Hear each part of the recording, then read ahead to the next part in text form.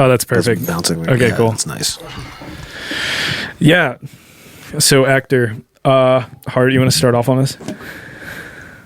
This song's called Actor.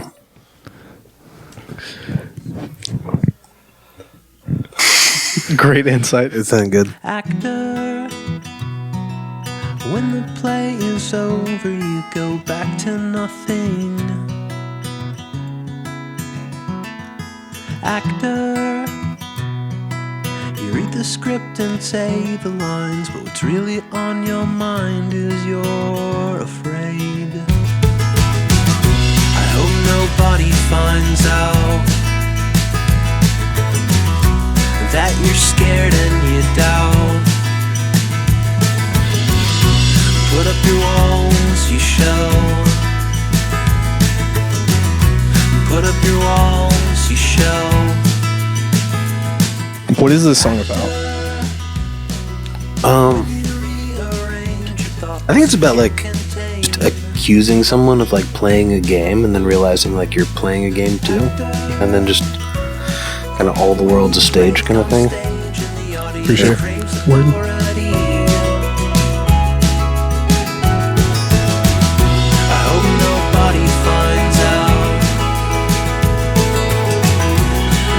Scared and you doubt.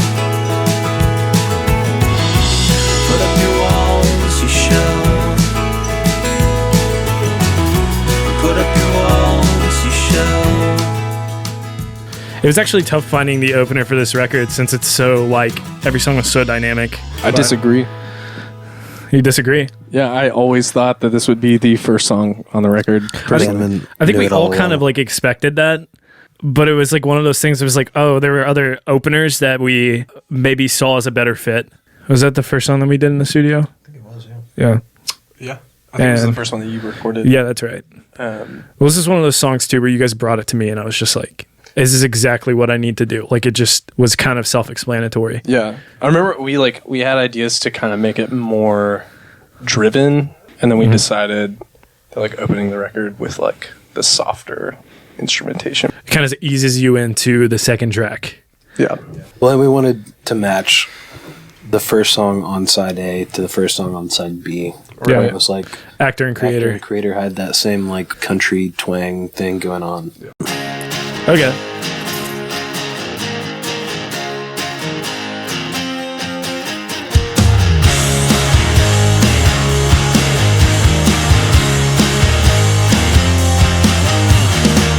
This is probably the first one that like anyone heard in full. Yeah, we've been playing this. We've been playing this song for like 2 years. I feel like. At shows. Yeah, I remember getting the demo. I mean, like we haven't played this live yet, but this is kind of a song that we've been wanting to play, and Literally always felt like it was the first single. yeah, this is naturally the first single. Yeah. What is this song about, Hart? This song is about things that bring you down and you can't let them go. There you go. Or they don't let you go. They don't let you go. I will also say I want to talk about the music video and playing drums in a lake, and that was a really fun last minute. I just like that was something that we just stuck with. We're like, we're gonna do something in the lake. Yeah. Like instruments are gonna be in the lake. And we didn't really know how we were going to do it. I haven't recorded very many music videos, but that's like gonna be probably one of my favorites ever to record so a video. hot that day too. It was great. Yeah, I remember going home and I was like so sore when I woke up the next day. Me, Marcus, and Mikey went out with Marcus's mom. Yeah, my mom was in town, and she wanted to come see the shoot, and I was like, Mom, you're gonna pass out if you come out. We were just like in the woods at Percy Priest. We went out with your mom till like 11 or 12 or something like that. Yeah. And then the next morning at like 5 a.m. I flew to Las Vegas and partied for like 4 days. Yeah, that was a great. Everything was simpler back then. 2019. There you go. Anybody else got anything? A few people who thought that my dick got cut off for like comedic effect. Yeah. And I was like, no, this is metaphor. It's like your dick can get you in trouble. And fucking watch it. All right. Just chill, Big Daddy.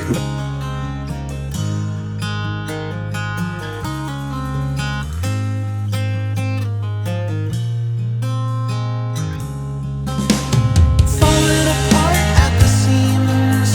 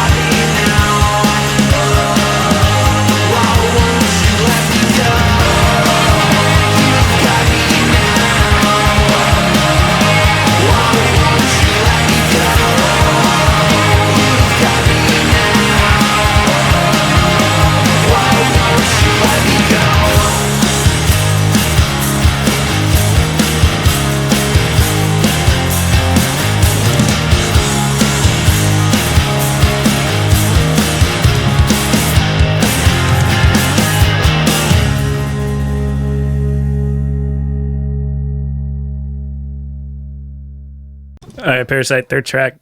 You can cry, you can moan while you wait by the phone. I don't care where you are, I don't care where you go. I can't live without you, but this feeling's not good. I don't know, I don't know, I don't care where you go. This was like another song that was presented to me without drums, I think. I think it was like electric guitar and vocal. I made a demo. It was just like electric guitar. This song like just literally came out one day. I don't know. That's always a good sign for me when like it almost never happens. But if a song just comes out like in one sitting and the whole thing is complete in that sitting, then I know it's probably one that I want to keep around. Yeah. It was another one of those songs that's just so heavily like pop influenced that I was like, I know exactly what I'm going to play. Like it just wrote itself. It changed a lot when we started playing it after we recorded it. The bridge didn't really come about until like a week before we went into the studio. We had trouble writing lyrics for that. I knew you had stuff written and I threw in a couple ideas and you just kind of like made what you could. We got to talk about the solo. I will say Tate, the way that Tate dialed in the guitar tones on this song, so perfect. Where did you like think like, you know, come up with the solo? Like what was the influence for that? I just played over the solo in like that section in like loops probably like 50 times and just like kept trying to find the right melodies for each part, and then I finally like kind of pieced it together. But like my inspiration for it was the solos in like Say Anything songs. Yeah. Because he does like melodies and counter melodies rather than just like scales and shit. And it kind of feels like 4 different little like melodic lines throughout the solo rather than just like shredding. It's like completely cohesive with each part. Yeah, I'm not like I love good guitar solos, but like I've always enjoyed just good melody over not just shredding the fuck out. So that was kind of what I was aiming for. I don't know. I mean, maybe it came off good, maybe it didn't come off. You can cry, you can moan while you wait by the phone. I don't care where you are, I don't care where you go. I can't live without you, but this feeling's not good.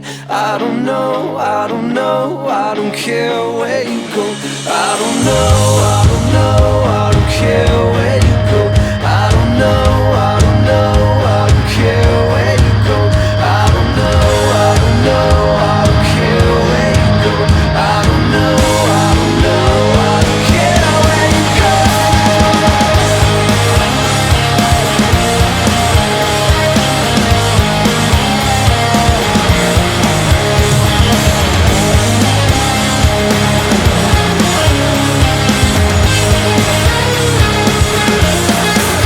All I need is your love. I don't care where we are, but I need to be starved if I'm making my life. I love us, I love you, and I want us to do this. I know, yeah, I know, we'll be fine, no, no. Honey.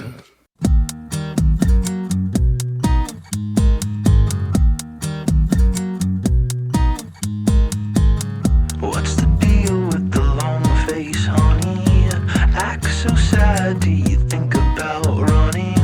Make it never leave, make me belong. All the roads seem pretty hungry. What do I know? I feel like this one was like fully formed. Yeah, it was absolutely before we fully went formed. into the studio. You had like pretty much everything sketched out. I remember I did this one and Bugging Out in the same day. Never wanna go where you're taken. Never wanna speak to who you're speaking. Sad boy, when will you trust your child?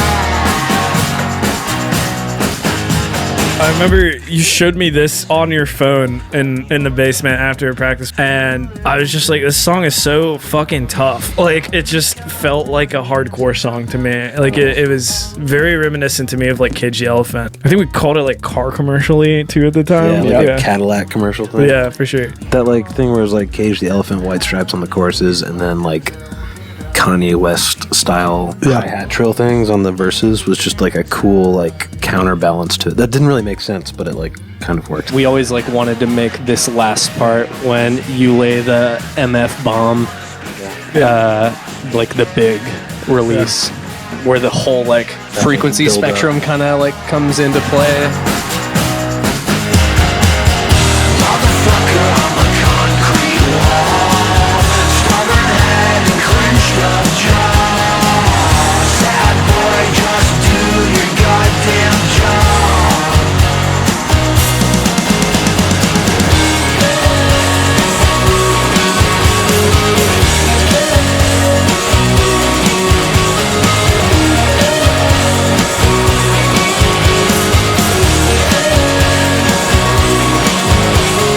I remember doing the snare roll in the studio at the very end, and everybody was just like, because it was just like simple is good, and I was like, okay, well, what's more simple than like digga. Yeah, it was like what a 16 note fill, big as hell, and I think we called it a caveman fill. Yeah, the troglodyte. Yeah, and Tate just told me to hit the shit out of my drums for this entire part. We almost so much fun. We almost retitled this song Troglodyte, I think, at one point.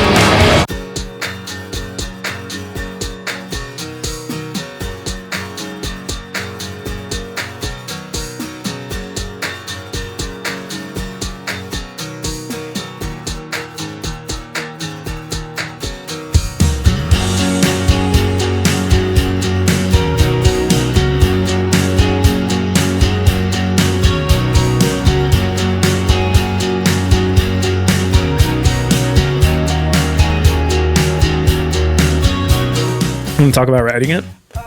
Yeah, I don't know. Honestly, not anything crazy. Just sat down and wrote a song.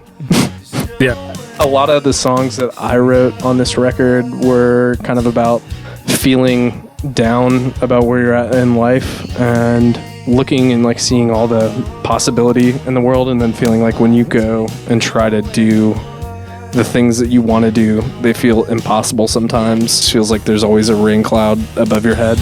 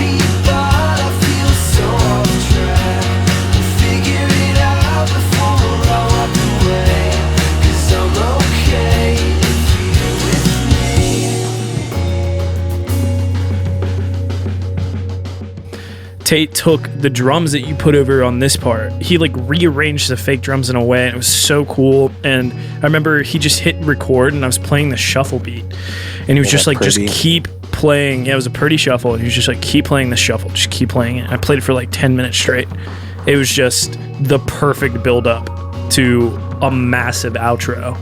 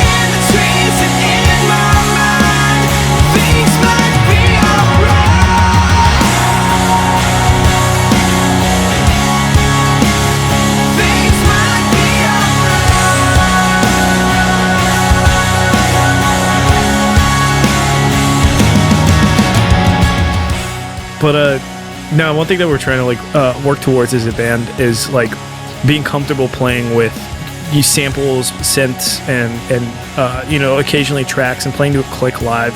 And when we finished recording this song and we wanted to tour playing this song, playing some new songs, it was like really a challenge to play this song amongst 5 people that we had on tour, because there's so many synth parts, there's so many drum tracks, and there's so many guitars. We worked like so. I just remember how hard we worked to make this work live. It didn't work at first, and we had to keep trying to make, because the song is massive. I don't know if we've like gotten to the point where it's like 100% perfect. Well, live I don't think you'll you know? ever get there with like in comparison to studio stuff. I mean, Yeah, for sure. it's kind of hard to do exactly what we did in the studio live. It's hard to recreate, but I think that this song gave us a really solid goal to constantly be working towards making a live performance sound like it should be in a studio. Yeah, definitely. So that's kind of one of my favorite things about this song.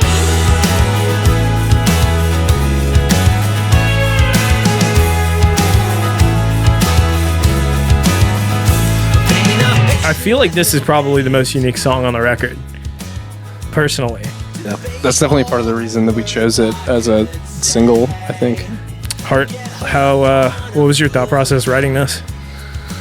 It was kind of just like, I don't know, the last line of the chorus is just like make something out of nothing, and it was like the tie-in to like making a big deal about something that's not a big deal. Yeah.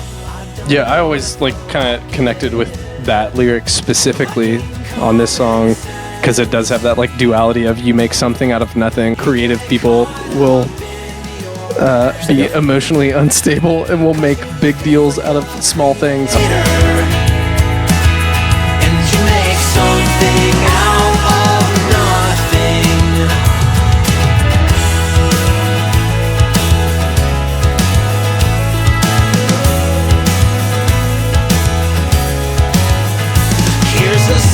With no score,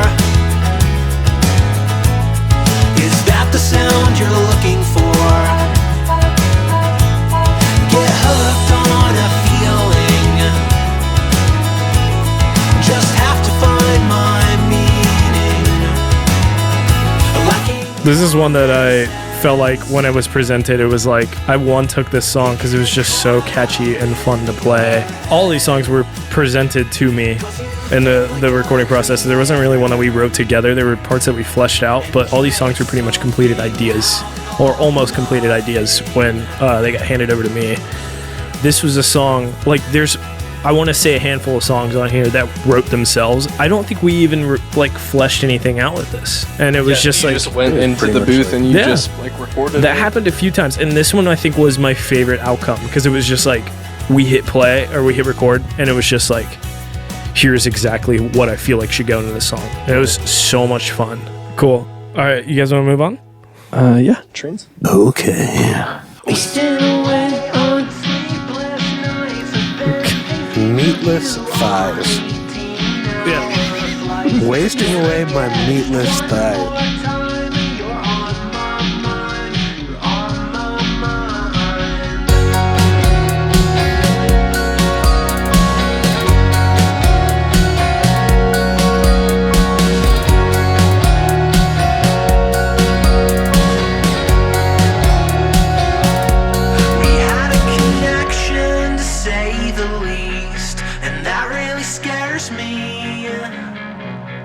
Because I may never see you again, and you'll move on.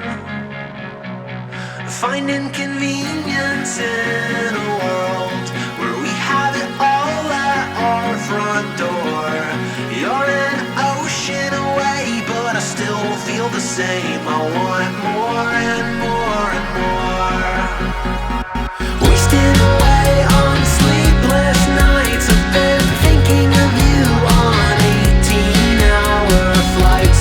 Can I get just one more time? You're on my mind. You're on my mind.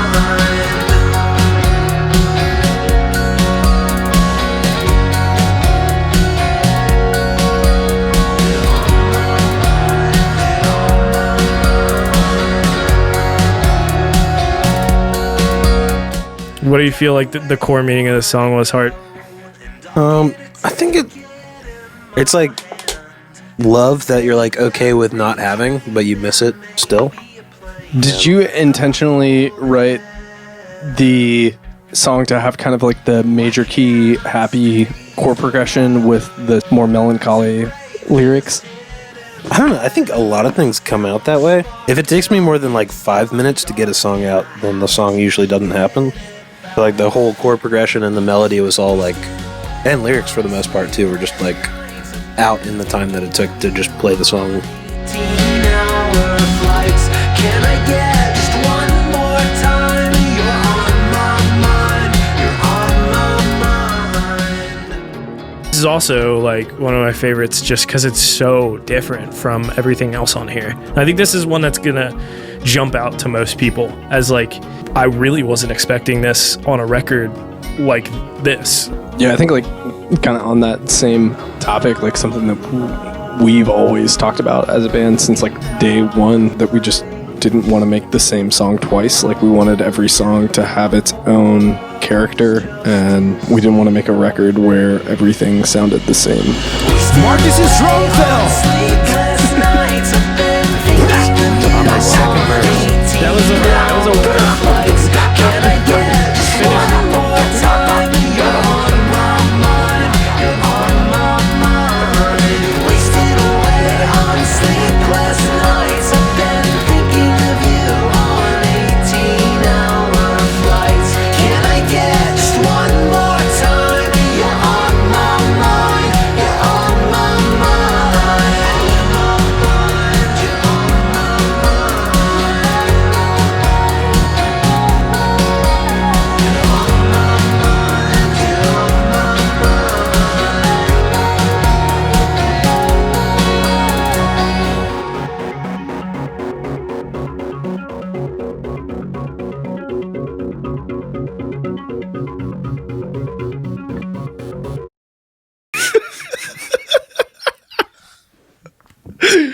All right, you want to come talk about this song?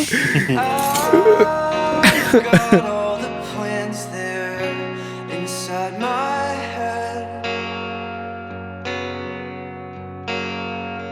but I think I'm too scared to say anything, and so I made up a persona to let it out and suffocate each perspective. I couldn't die, and now I need you here to show me. So this is the most boring fucking song on the record. This is Marcus's least favorite song. The guitars are insane. That's all I have to say. I was so stoked with how the guitar production came out for this song.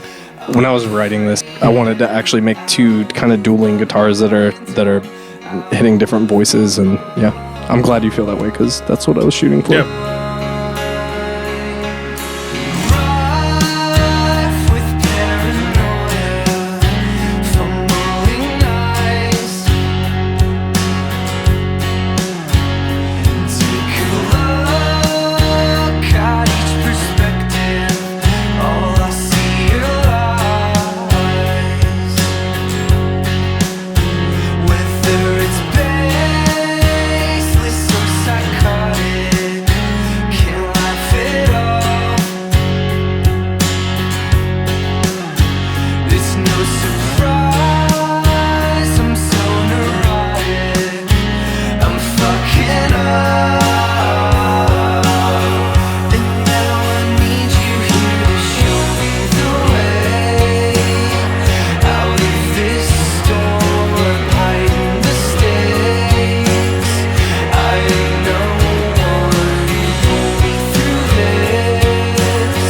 I'm afraid and I'm out of my mind. I'm out of my mind. I'm out of my mind. I'm out of my mind. Did you do much on this song in the studio, Hart? Hart helped me like produce it a lot. I feel like I remember we like didn't know what to play for piano. You kind of wrote like the piano parts for it. That like outro thing. Yeah. For the most part, I had this like pretty fleshed out before we went into it. I think I had a demo with drums on it, which is why I knew what I wanted you to play, kind of. But Yeah. I had a panic attack, I think, for like the first time ever. This song was just me like reflecting on that, I guess. I don't want to like say too much about the lyrics specifically because I think it's important to like leave shit open, but it was definitely like just me processing that feeling of being like, what the fuck is going on in the world? Shout out to Michael Sudbury, who let me borrow his guitar amp for this song, which is why the guitars sound so good. Yeah. That Princeton. Dueling guitars. A plus clean tone. Yep. Bugging out.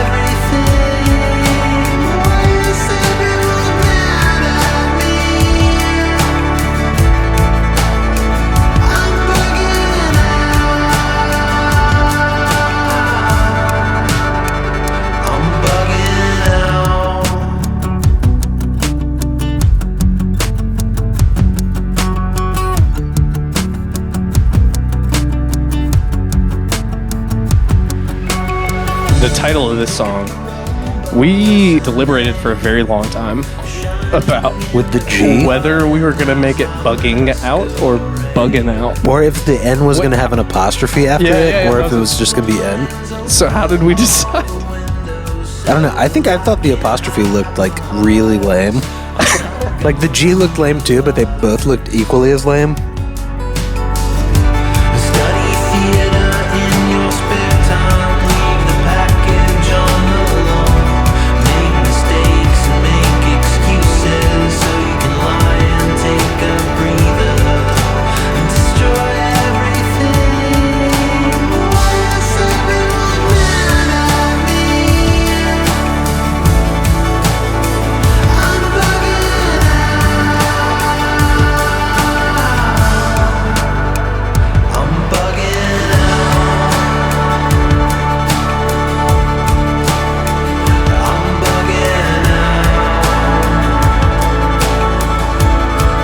Do you have anything to add lyrically to it, Hart? No, I think like there's a huge theme on this one and Honey, because I did those in the same day, and they have like the same like core feeling.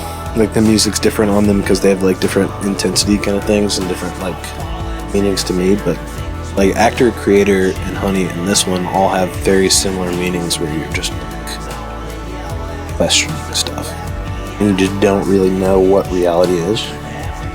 Yeah, I think like I was kind of in that same headspace when I wrote Out of My Mind. You know, you have creator trains, and then it's out of my mind, and then bugging out. Yeah, I remember we like when we were discussing like track listing too. I think we had Trains and Out of My Mind flipped, and then we decided to flip those because we kind of wanted like the first two songs of the second side to be like uplifting, like moving melody, and then kind of bring it down towards the end. Bugging out is kind of taking you from that higher place and like slowly transporting you down to the bottom of this record, I guess. It's kind of setting the mood for a wave.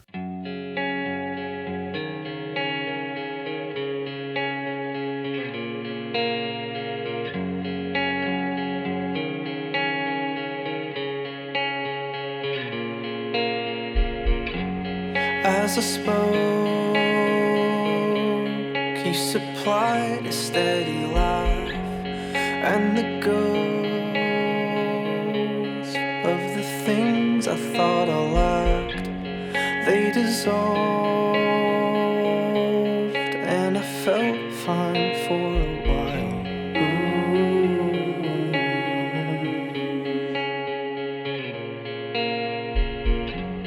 Love's a wave, and the ocean doesn't sleep. Let it save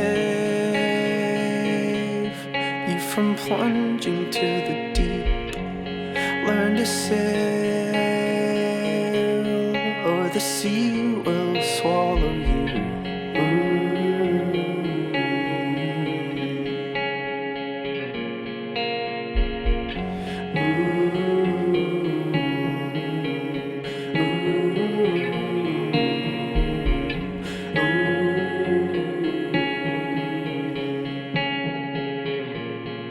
I don't want to like get too much into specifics, especially about this song, about like what the lyrics all mean, like line by line, because I don't know. I want to leave it open to interpretation because it could mean something completely different to somebody else than what it meant to me. And like most of the songs on the record that I wrote are like kind of me purging the verses and choruses were like these negative feelings, and then the very last chorus or phrase of the song is like the uplifting like realization that I had while writing the song.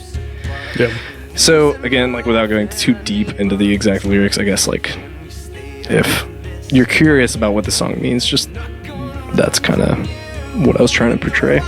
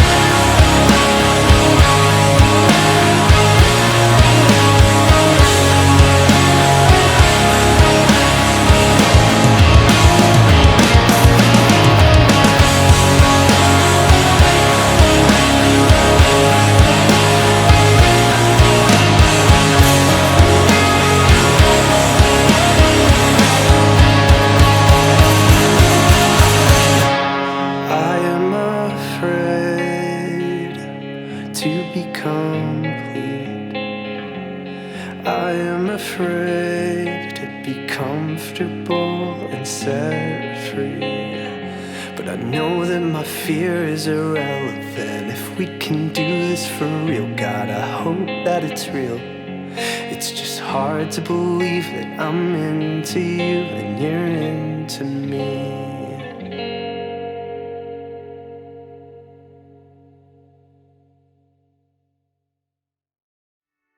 What about the whole record? Do we have any like...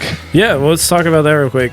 Something I kind of wanted to mention is like we have been a pretty like DIY band since we started. We've always like recorded our own stuff. We've never worked with a outside producer, and something that we wanted to do on this one specifically was kind of relinquish that control and like get someone else in the room so that A, we didn't have to like worry about getting everything to sound right, and then B, also getting that third perspective of like when you or I or Marcus get in our own heads about something, you have that third opinion of like, this is just how it needs to be, and not like questioning yourself too much. That was a great experience for me, just because I had never recorded with a band like Early Humans before, and was very much thrown into it, and it was just such a sick learning process, and seeing it all kind of get pieced together in the end, and you know, everything that like, you know, just to peel back all the way, everything that like the amount of time and the work and the effort that we spent on this, and seeing it all come together, and seeing the album art with it, and seeing like, you know, the first record I've ever gotten vinyl for, it's super cool to see it like physically like materialize. Yeah, it's in the materialized. real world. And it was a lot of hard work and a lot of time and a lot of waiting and a lot of kind of biting your nails, and it's just really cool to see it.